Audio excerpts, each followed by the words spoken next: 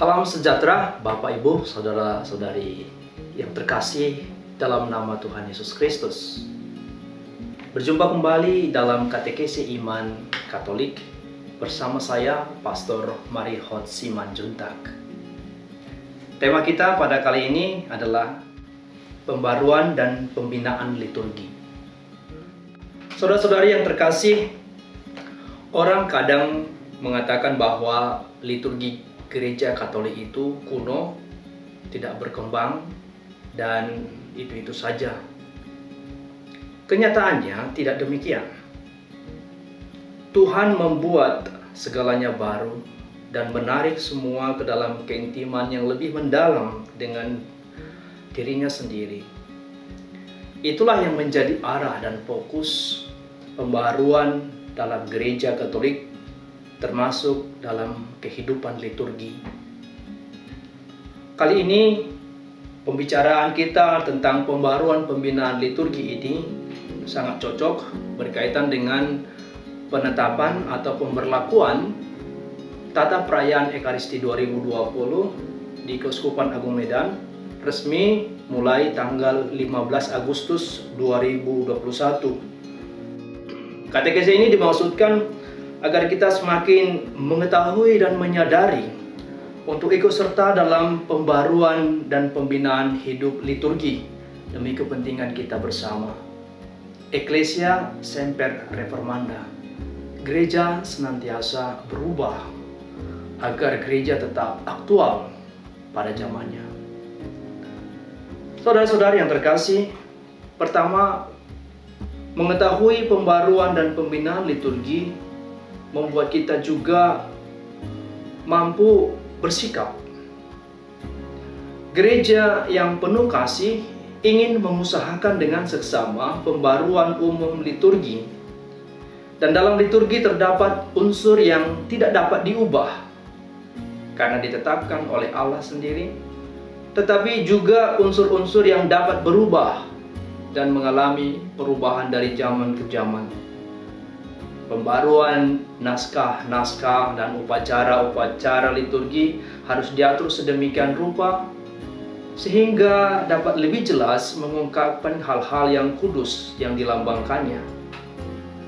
Tujuan perubahan ini adalah agar umat Kristiani dapat menangkap inti perayaan dengan lebih mudah, dapat ikut serta dalam perayaan secara penuh, aktif, dan dengan cara khas sesuai dengan kultur setempat. Pembaruan liturgi gereja mengarahkan semua umat beriman kepada persekutuan hidup dengan Tuhan. Dengan pembaruan liturgi, gereja memberikan orientasi dan arti baru bagi kehidupan Kristiani. Gereja diperbarui agar para pengikut Kristus menanggapi dengan lebih baik dan dengan lebih murah hati dalam bekerja sama dengan Roh Kudus.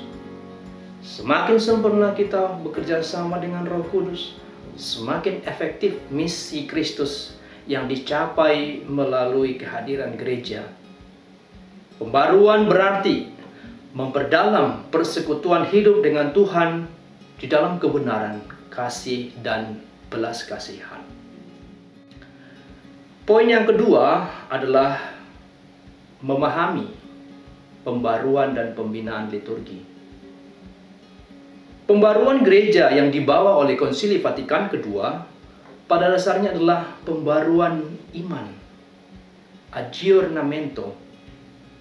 Ini bukan soal pengalaman-pengalaman baru atau ide-ide baru, tetapi tentang pendalaman pengalaman-pengalaman yang memberi karakter kepada hidup kita sebagai anggota-anggota gereja.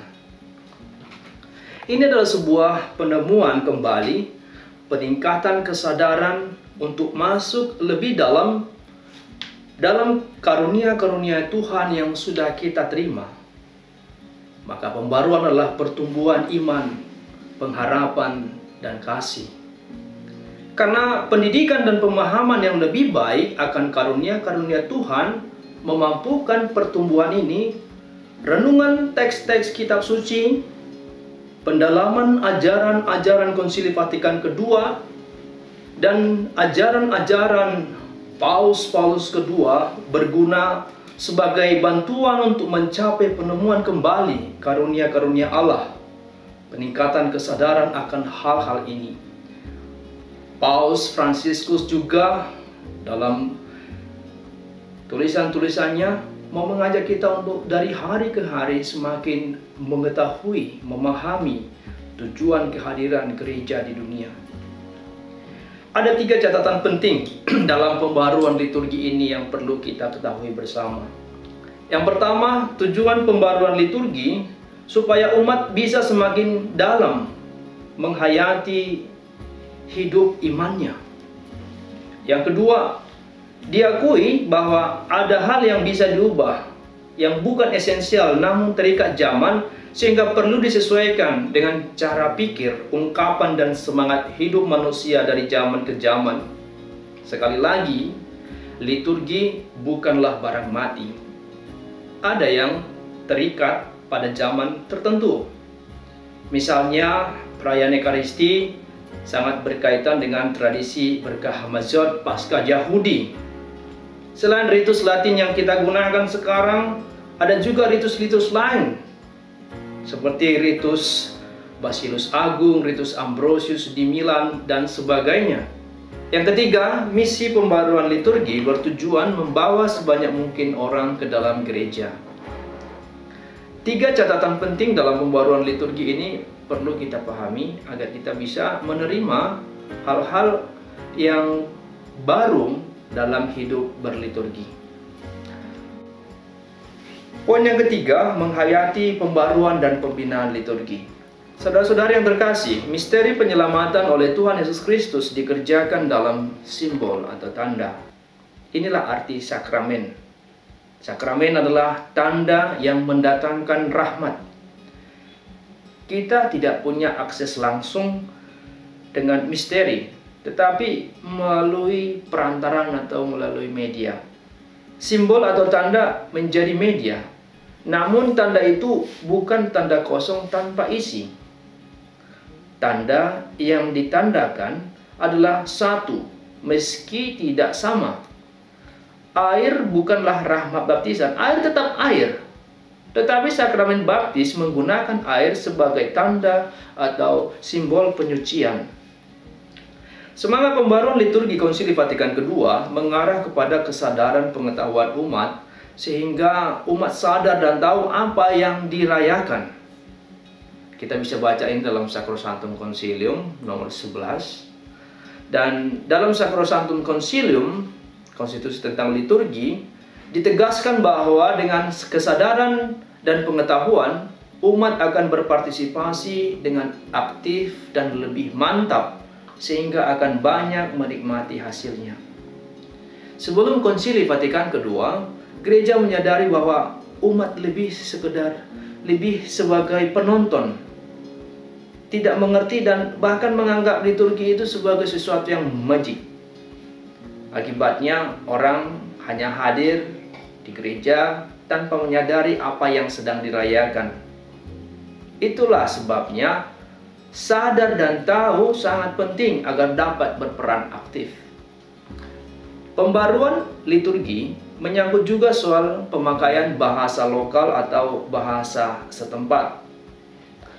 Sacrosanctum Concilium mengatakan, dalam ritus Latin, bahasa liturgi yang dipakai adalah bahasa Latin. Di situ dikatakan, meski dibolehkan bahasa ibu, tetap harus ada usaha untuk mempertahankan pemakaian bahasa Latin. Namun sadar dan tahu serta partisipasi umat merupakan kriteria utama dalam berliturgi dan pembaruan liturgi. SC14 mengatakan juga bahwa partisipasi aktif karena sadar dan tahu merupakan pelaksanaan imamat umum semua kaum beriman, bersama dengan imam yang merupakan wakil Kristus sebagai kepala mereka. Mereka mempersembahkan Ekaristi dan sakramen sebagai satu komunitas.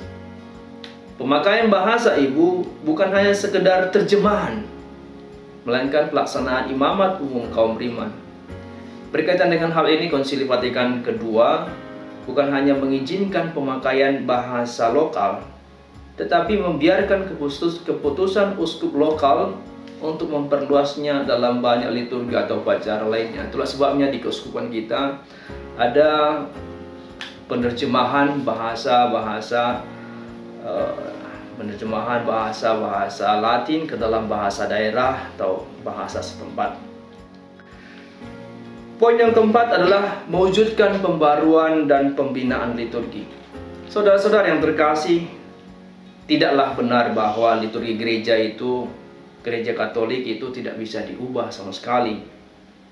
Kita sudah membahas tadi bagaimana kita mengetahui ada hal yang esensial dan ada juga hal yang bisa diubah. Gereja Katolik pun mendorong kita umat untuk mengadakan suatu pembaruan. Namun untuk suatu pembaruan, kita perlu dengan teliti dan cermat selalu mempelajarinya dengan lebih dalam. Gereja bahkan mendorong usaha kreatif untuk memperbaiki liturgi gereja. Untuk suatu pembaruan yang benar dan baik, diperlukan suatu studi yang serius, sosialisasi dari hari ke hari.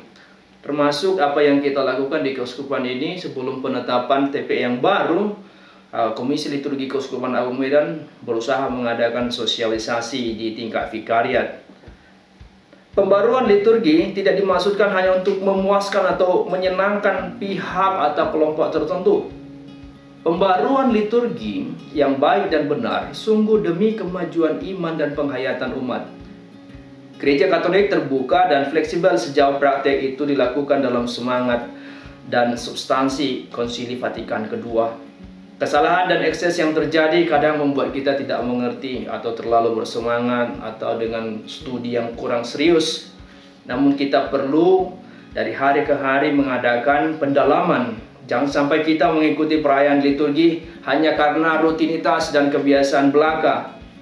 Nah, dengan mempelajari arti dan makna dari setiap perayaan liturgi, kita diharapkan mampu merayakannya dengan lebih baik dan semakin mendalam imannya karena perayaan itu.